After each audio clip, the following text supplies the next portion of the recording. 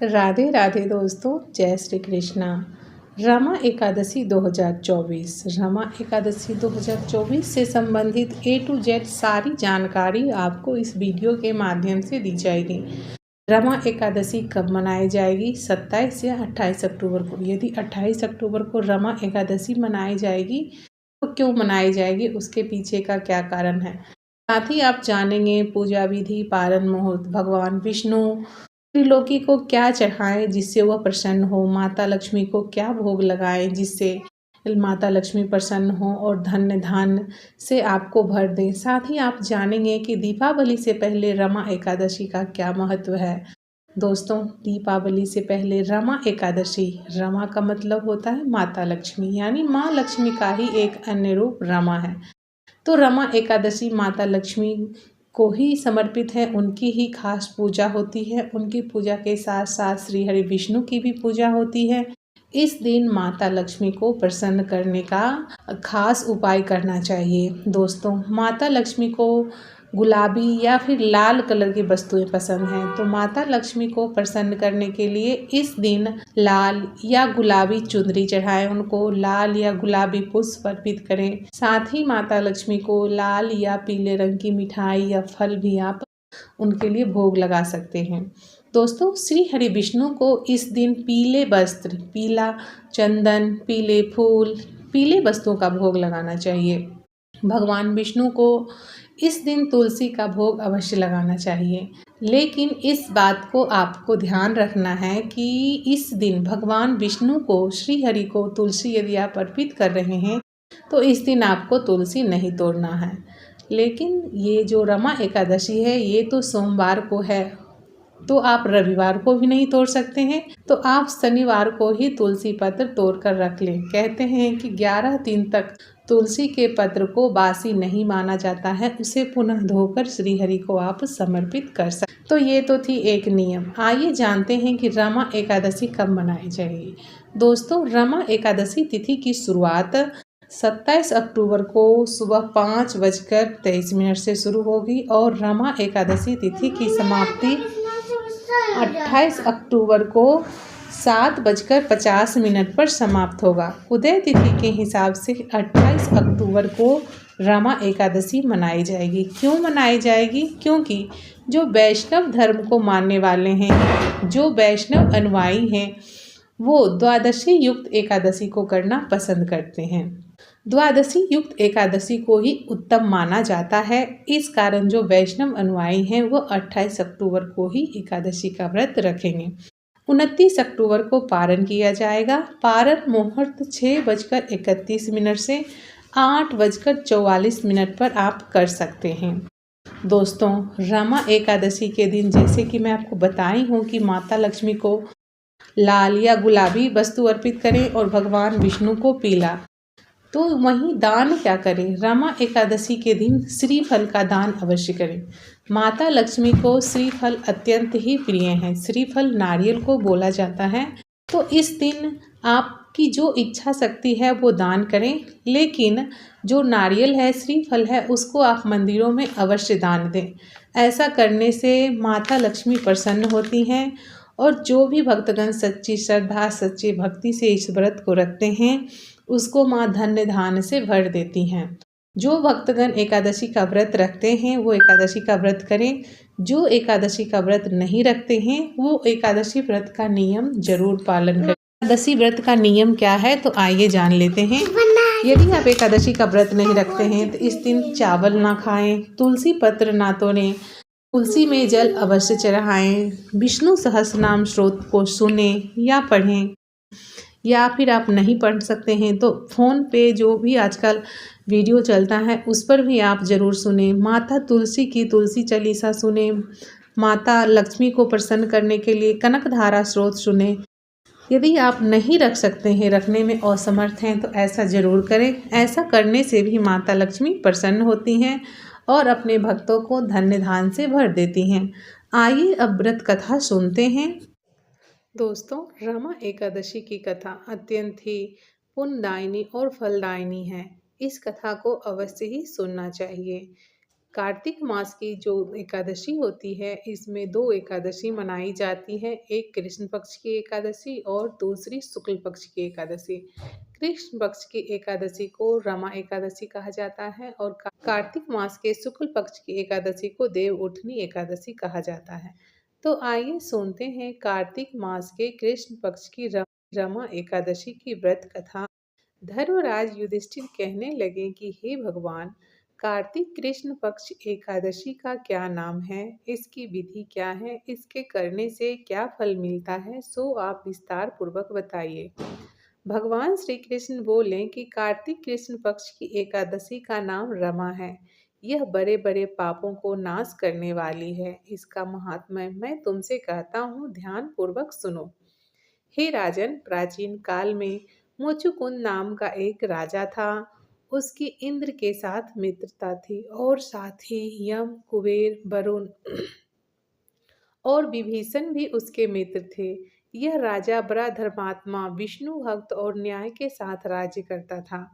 उस राजा की एक कन्या थी जिसका नाम चंद्रभागा था। उस कन्या का विवाह चंद्रसेन के पुत्र शोभन के साथ हुआ था। एक समय वह शोभन ससुराल आया। उन्हीं दिनों जल्दी ही पुण्यदायिनी एकादशी यानी रमा एकादशी आने वाली थी। जब व्रत का दिन समीप आ गया तो चंद्रभागा के मन में अत्यंत सोच उत्पन्न हुआ कि मेरे पति अत्यंत दुर्बल हैं और मेरे पिता की आज्ञा अति कठोर है। दसवीं को राजा ने ढोल बजवाकर सारे राज्य में यह घोषणा करवा दी कि एकादशी को भोजन नहीं करना चाहिए। ढोल की घोषणा सुनते ही शोभन को अत्यंत चिंता हुई और अपनी पत्नी से कहा कि हे प्रिय, अब क्या करना चाहिए। मैं किसी प्रकार भी भूखा नहीं रह सकता। मैं भूख को सहन नहीं कर सकता। ऐसा उपाय बताओ जिससे मेरे प्राण बच सके, अन्यथा मेरे प्राण अवश्य ही चले जाएंगे। चंद्रभागा कहने लगी, हे स्वामी, मेरे पिता के राज में एकादशी के दिन कोई भी भोजन नहीं करता। यदि आप भोजन करना चाहते हैं तो किसी दूसरे स्थान पर चले जाइए, क्योंकि यदि आप यहीं रहना चाहते हैं तो आपको अवश्य ही व्रत करना पड़ेगा। ऐसा सुनकर शोभन कहने लगा कि हे प्रिय, मैं अवश्य व्रत करूंगा। जो भाग्य में होगा वह देखा जाएगा। इस प्रकार से विचार कर शोभन ने भी व्रत रख लिया और वह भूख व प्यास के मारे अत्यंत तड़पने लगा और अत्यंत पीड़ित हो उठा। जब सूर्य नारायण अस्त हो गए और रात्रि को जागरण का समय आया, जो वैष्णवों के लिए अत्यंत हर्ष देने वाला था, परंतु शोभन के लिए अत्यंत दुखदायी हुआ। प्रातः काल होते शोभन के प्राण निकल गए। तब राजा ने सुगंधित काष्ठ से उसका दाह संस्कार करवाया, परंतु चंद्रभागा ने अपने पिता की आज्ञा से अपने शरीर को दग्ध नहीं किया और शोभन की अंत्येष्टि क्रिया के बाद अपने पिता के ही घर रहने लगी। रमा एकादशी के प्रभाव से शोभन को मंदरांचल पर्वत पर धन्य धान से युक्त तथा शत्रुओं से रहित एक सुंदर देवपुर प्राप्त हुआ। वह अत्यंत सुंदर रत्न और जटिल स्वर्ण से खंभों से निर्मित अनेक प्रकार के स्टफिक मणियों से सुशोभित भवन में बहुमूल्य वस्त्राभूषणों तथा छत्र एवं चंबर से विभूषित गंधर्व और अप्सराओं से युक्त सिंहासन पर आरूढ़ ऐसा शोभामान होता था मानो दूसरा इंद्र विराजमान हो। अमान होता था मानो दूसरा इंद्र विराजमान हो। एक समय मुचुकुंद नगर में रहने वाले एक सोम शर्मा नामक ब्राह्मण तीर्थ यात्रा करता हुआ घूमता घूमता उधर जा निकला और उसने शोभन को पहचाना कि यह तो राजा का जमाई शोभन है। उसके निकट गया। शोभन भी उसे पहचान कर अपने आसन से उठकर उसके पास आया और प्रणाम आदि करके सकुशल प्रश्न किया। ब्राह्मण ने कहा कि राजा मुचुकुंद और आपकी पत्नी कुशल से हैं। नगर में भी सब प्रकार की कुशलता है, परंतु हे राजन, हमें आश्चर्य हो रहा है। आप अपना वृतांत कहिए कि ऐसा सुंदर नगर जो न कभी देखा न सुना आपको कैसे प्राप्त हुआ। तब शोभन बोला कि कार्तिक कृष्ण की एकादशी यानी रमा एकादशी के व्रत करने से मुझे यह नगर प्राप्त हुआ है, परंतु यह अस्थिर है। यह स्थिर हो जाए ऐसा उपाय कीजिए। ब्राह्मण कहने लगा कि हे राजन, यह स्थिर क्यों नहीं है और कैसे स्थिर हो सकता है, आप बताइए। फिर मैं अवश्य में वह उपाय करूँगा। मेरी इस बात को आप मिथ्या ना समझिए। शोभन ने कहा कि मैंने इस व्रत को श्रद्धा रहित होकर किया है, अतः यह सब कुछ अस्थिर है।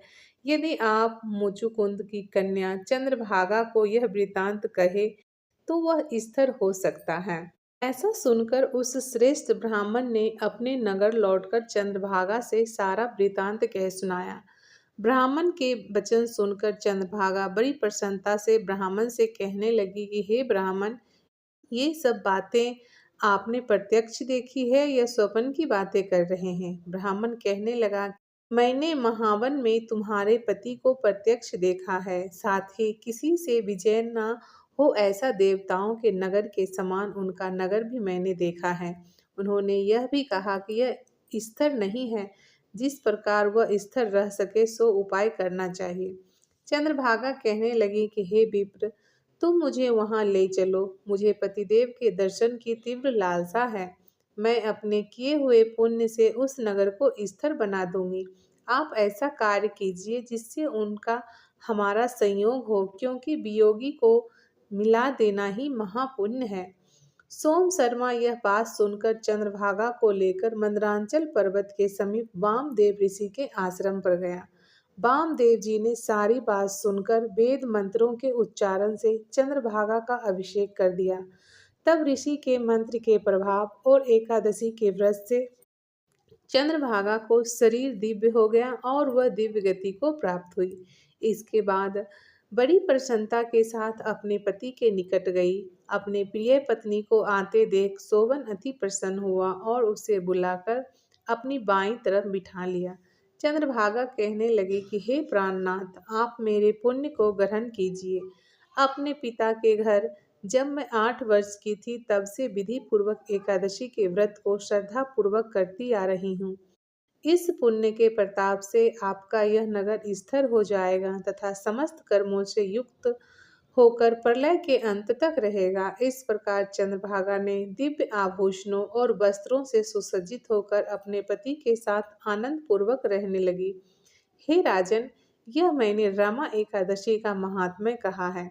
जो मनुष्य इस व्रत को करते हैं उनके ब्रह्मा हत्या आदि समस्त पाप नष्ट हो जाते हैं। कृष्ण पक्ष और शुक्ल पक्ष दोनों की एकादशियां समान हैं। इनमें कोई भेदभाव नहीं है, दोनों समान फल देती हैं।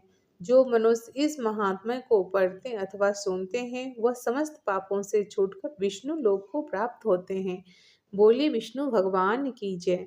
दोस्तों, इस दिन रमा एकादशी के दिन माता लक्ष्मी श्री हरि विष्णु की आरती करनी चाहिए। इस चैनल पे, मेरे इस पवित्र ज्ञान चैनल पे एकादशी माता की भी आरती है, तो आप वहां से भी सुन सकते हैं।